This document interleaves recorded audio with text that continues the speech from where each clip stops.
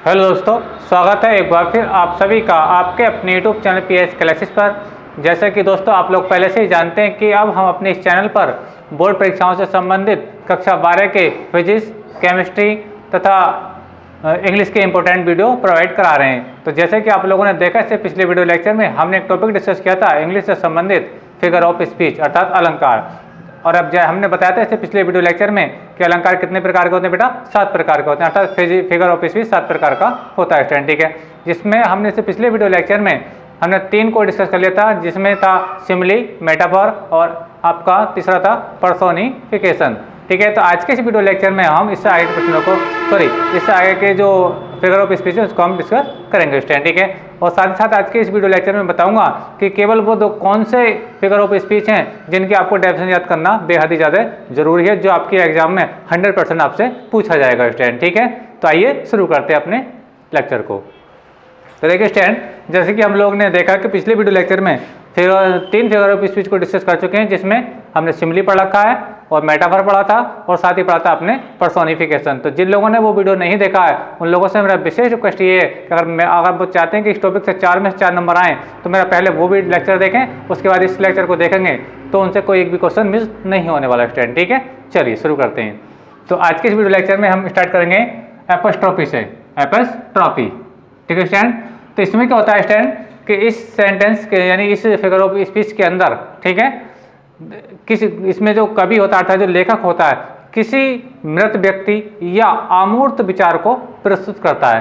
ठीक है, यानी कि या तो कोई वस्तु मानव निर्मित होगी यानी मानवीकृत होगी, या कोई मृत व्यक्ति होगा उसका कोई विचार हो। ठीक है, यानी इसके अंदर निर्जीव विचार को कवि क्या करता है बेटा, प्रस्तुत करता है। और इसकी एक विशेष पहचान ये होती है बेटा कि इस फिगर ऑफ स्पीच के अंदर आपको ये साइन बहुत ज़्यादा देखने को मिलेगा, ये इस टाइप से, ये जैसे कि लाइन खींचिए और ये आपका बिंदी, लाइन खींचिए आपका बेटा बिंदी, जिसे एपोस्ट्रोफी साइन बोलते हैं स्टूडेंट। ठीक है, यानी इसको देख करके भी आप पहचान सकते हैं स्टूडेंट कि ये एग्जाम्पल, क्योंकि इसमें मैंने आपको पिछले वीडियो लेक्चर में बताया था कि फिगर ऑफ स्पीच से 2 टाइप से क्वेश्चन पूछा जाता है। एक तो ये टाइप ये होता है कि आपसे किसी एक फिगर ऑफ स्पीच की आपसे डेफिनेशन पूछी जाएगी और उसका एग्जाम्पल पूछा जाएगा, और दूसरा टाइप का क्वेश्चन ये होता है कि आपको 2 एग्जाम्पल या 3 एग्जाम्पल दे देगा और आपसे उसमें सेलेक्ट करवाएगा फिगर ऑफ स्पीच। ठीक है, तो जब भी आपको बेटा ये वाला साइन आपको दिखाई देगा, ये वाला ये, ठीक है, एक लाइन और लाइन के नीचे क्या बेटा आपका एक पॉइंट। ठीक है, तो इसमें कौन सा जो फिगर ऑफ स्पीच होगा आपका बेटा,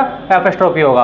और इसमें होता क्या है मैं आपको वास्तविक बताऊं कि इसमें जो कवि होता है, लेखक होता है, किसी अमूर्त विचार को या निर्जीव विचार को प्रस्तुत करता है स्टूडेंट। ठीक है, चलिए, ठीक है, तो डेफिनेशन है an apostrophe is a direct address to the dead or to the or idea. ठीक है, यानी अमूर्त विचार, जैसे मैं अभी आपको बता रहा था। अब इसका एग्जाम्पल है, और एग्जाम्पल देखिए आपकी जो किताबों में जो इसकी जो डेफिनेशन है वो कुछ बड़ी भी हो सकती है। अगर आपको ये कुछ शॉर्ट लग रही है तो अपने नोट्स में इसको भी लिख सकते हैं स्टूडेंट। ठीक है, तो एग्जाम्पल इसके याद रखेंगे, ओ वर्ल्ड, ओ लाइफ और टाइम।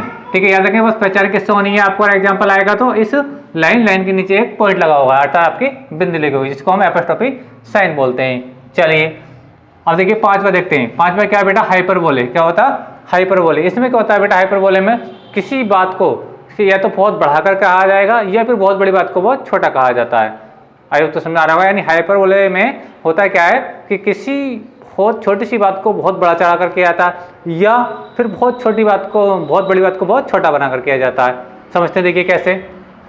डेफिनेशन है, hyperbole is a figure of speech in which things are represented as greater or less. मैंने अभी जो बताया वही मीनिंग है कि यानी इस फिगर ऑफ स्पीच के अंदर, ठीक है, होता क्या है कि किसी छोटी बात को बहुत बड़ा चढ़ाकर या बहुत बड़ी बात को बहुत छोटा प्रस्तुत किया जाता है। ठीक है स्टूडेंट, जैसे एग्जाम्पल समझते हैं। एग्जाम्पल मैंने इसके 2 दिए हैं यार। 2 एग्जाम्पल क्या है, पहले पढ़ते हैं, रिवर्स ऑफ ब्लड यानी खून की नदियाँ, फॉलोड इन द बैटल।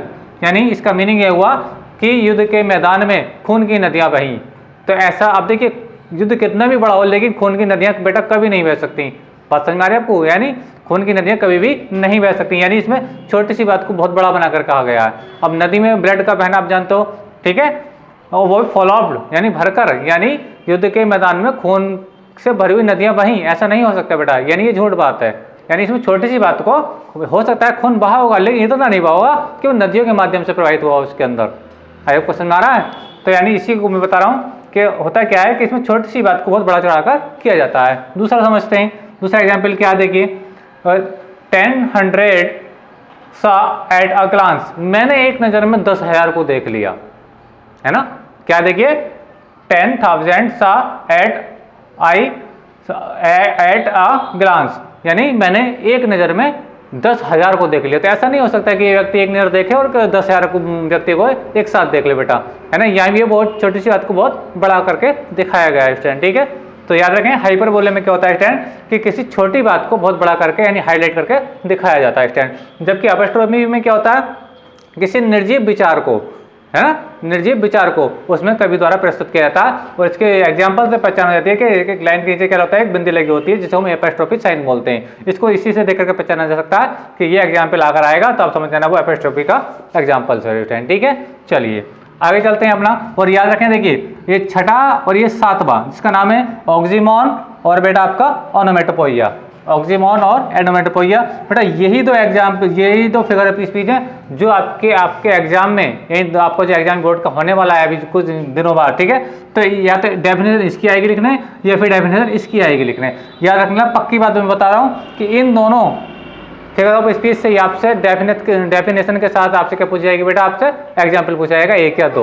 याद रखें कि इन दोनों की डेफिनेशन आप बिल्कुल ही 100% याद करके जाएं, नहीं तो आपके 2 नंबर पक्के मिस हो जाएंगे, मैं आपको गारंटी देता हूं इस बात की, ठीक है। तो याद रखें कि आपको इसकी भी डेफिनेशन याद करके जानी है और इसकी भी डेफिनेशन याद करके जानी है, और इन्हीं दोनों में से कोई ना कोई बेटा आपको एक विद एग्जाम्पल डेफिनेशन के साथ आपको मिल जाएगा, ठीक है। आपको क्वेश्चन में आ रहा होगा। तो याद रखें इसकी यानी ऑक्सीमोन की और एनोमेटोपोइया की आपको डेफिनेशन विद एग्जाम्पल से याद करके जानी है।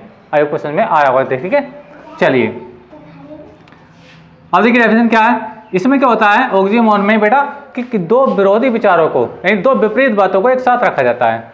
यानी ऑक्सीमोन में होता क्या है बेटा कि दो विरोधी बातें एक दूसरे के बिल्कुल अपोजिट एंटोनिम्स, ठीक है, और वो क्या बेटा साथ साथ रखी जाती हैं, ये दो विरोधी विचार। देखिए क्या है definition, oxymoron is an association of two words opposite meanings, ठीक है। यानी यही इसकी डेफिनेशन पर, यहाँ तक इसकी डेफिनेशन देखिए, डेफिनेशन ही बहुत छोटी है, आप समझ रहे होंगे, एक ही छोटी सी डेफिनेशन है, उसके दो एकदम छोटे दो मैंने एग्जाम्पल भी आपको दे करके समझाएं, अभी मैं इनका मीनिंग भी समझाऊंगा, ठीक है। तो याद रखें इसी डेफिनेशन को बेटा 100% याद करके जाएं, ठीक है, और डेफिनेशन के साथ एक कम से कम 2 एग्जाम्पल भी याद करके जरूर लेके जाएं स्टूडेंट, ठीक है। तो याद रखें, अब देखिए एग्जाम्पल समझते हैं। लाइफ इज बिटर स्वीट, यानी जीवन खट्टा और मीठा है, जीवन खट्टा और मीठा है। लाइफ माने जीवन, इज माने बिटर माने कड़वा, कड़वा और मीठा, यानी जीवन कड़वा और मीठा। अब देखिए दोनों अपोजिट है। अब इसका मीनिंग है कड़वा, यानी इसका मीनिंग क्या है बिटर का, कड़वा, ठीक है स्टूडेंट। और ये जो आपका स्वीट है इसका मीनिंग क्या है, मीठा। आपको समझ आ रहा है। तो यानी दोनों बातें क्या है, एक दूसरे के विरोध करती हैं, यानी कड़वा और मीठा एक दूसरे के जस्ट क्या है बेटा, अपोजिट है। तो यही इसकी पहचान होती है किसकी, ऑक्सीमोन की, यानी इसके अंदर दो विरोधी बातें या दो विरोधी विचार बेटा एक साथ प्रस्तुत किए जाते हैं। तो आई होप के समझ में आया होगा, इसको समझे। This is an open secret, यानी दिस माने ये, इज माने एन माने एक, ओपन माने खुला हुआ, सीक्रेट माने छुपा हुआ, यानी रहस्यमयी, यानी एक खुला हुआ और एक रहस्यमयी है। अब किसी के टॉपिक के बारे में बात कर सकते हैं। तो अब देखिए ओपन माने क्या है, खुला, और सीक्रेट माने छुपा हुआ, तो दोनों एक दूसरे क्या अपोजिट है। ओपन माने क्या होता है बेटा, खुला हुआ, इन सबको दिखता हुआ मालूम, और सीक्रेट माने क्या होता है, छुपा हुआ, बहुत सीक्रेट बात किसी को पता नहीं।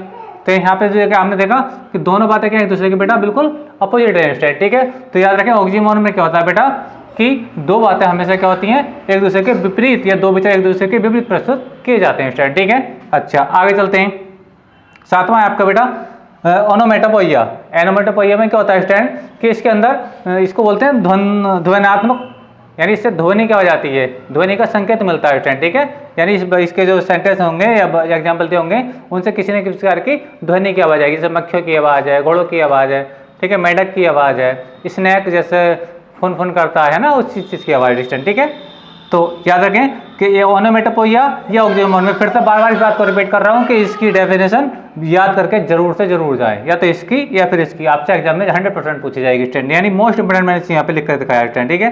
क्या डेफिनेशन है, ओनोमेटोपोइया is a figure of speech in which the sound, मैंने कहा साउंड यानी आवाज का संकेत मिलेगा, ऐसे साउंड, इस चीज को नोटिस करिए, सजेस्ट सेंस और मीनिंग्स, ठीक है। याद रखें कि मैंने बताया कि इसको बोलते हैं ध्वनात्मक अलंकार, ठीक है, यानी ओनोमेटोपोइया। इसमें क्या होगा बेटा, हमें किसी न किसी वॉइस की आवाज का संकेत हमें इस चीज़ से मिलता है स्टूडेंट, ठीक है। जैसे मैंने मिला एग्जाम्पल में, द स्नैक हिसिंग, सांप क्या करता है बेटा, फुन फुन करता है।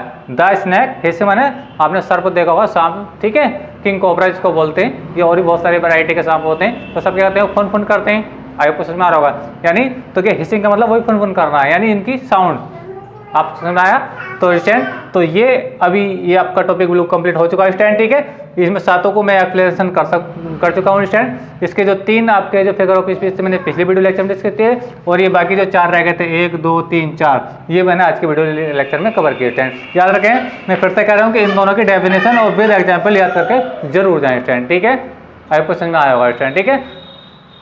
तो आज के वीडियो लेक्चर में बस इतने जानने, अगर वीडियो आपको पसंद आया तो वीडियो को लाइक कीजिए, शेयर कीजिए और कमेंट कीजिए, बताइए कि लेक्चर आपको कैसा लगा। मिलेंगे अगले वीडियो में। थैंक यू, धन्यवाद।